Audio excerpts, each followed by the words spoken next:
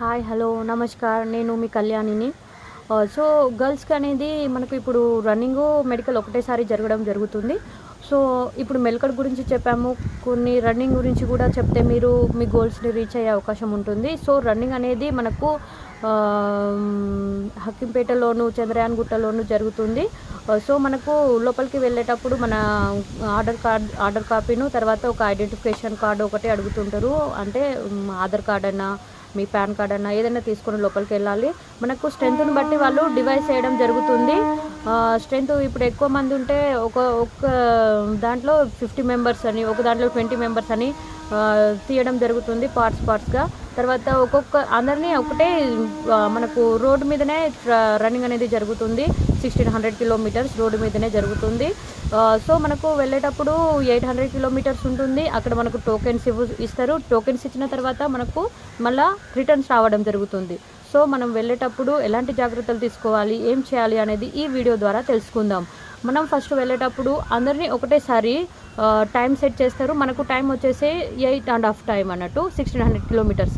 అది మన గర్ల్స్కి తక్కువ అనిపిస్తుంది. కాకపోతే ఆ టైంని మనం యూజ్ చేసుకున్నామంటే దానికి చాలా చాలా ఎక్కువ అది మనకు. సో దాన్ని కొంచెం రన్నింగ్ ప్రాక్టీస్ చేస్తే చాలా చాలా బెటరు. సో మనం వెళ్ళేటప్పుడు 800 కిలోమీటర్స్, వచ్చేటప్పుడు 800 కిలోమీటర్స్ కాబట్టి ఏం తొందరపడని అవసరం లేదు. మెల్లగా మనకున్న రన్నింగ్ ఎక్స్పీరియన్స్ తోటి మెల్లగా పరిగెత్తినా కూడా మనం మన గోల్స్ని రీచ్ అవ్వడం జరుగుతుంది. సో ఫస్ట్ వెళ్ళేటప్పుడు ఒకటేసారి టైం సెట్ చేసి అందరిని ఒకటేసారి వదిలేసినప్పుడు మనకంటే ఫస్ట్ ఫాస్ట్గా ఉరుకుతున్నారు, వాళ్ళని రీచ్ అవ్వాలి అని మనము ఎక్కువగా రన్నింగ్ చేయడం అవసరం లేదు. మనకు ఎంత లిమిట్ ఉందో అంతే రన్నింగ్ చేయాలి. ఎందుకంటే వాళ్ళు ముందే 7 మినిట్స్లో వెళ్ళినా కూడా, నువ్వు 8.5 మినిట్స్లో వెళ్ళినా కూడా ఇద్దరికి సేమే, ఇద్దరు సెలెక్ట్ అవుతారు. కాబట్టి మనం ఉన్న టైంని సెట్ చేసుకోవాలి. సో మనకున్న టైంని మనము సెట్ చేసుకోవాలి.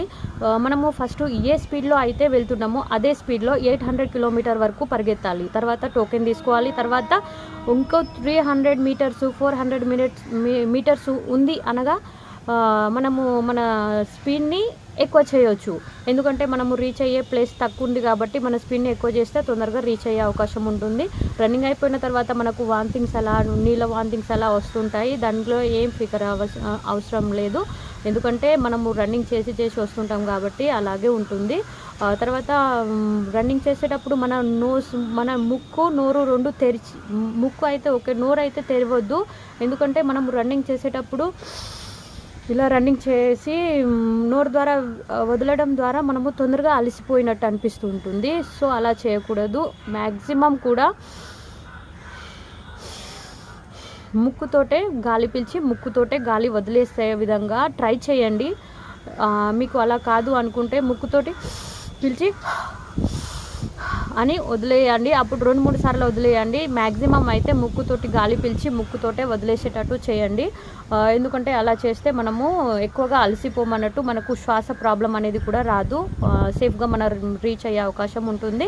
మన వెనకాల చాలామంది వస్తూ ఉంటారు, మన ముందు చాలామంది ఉంటుంటారు.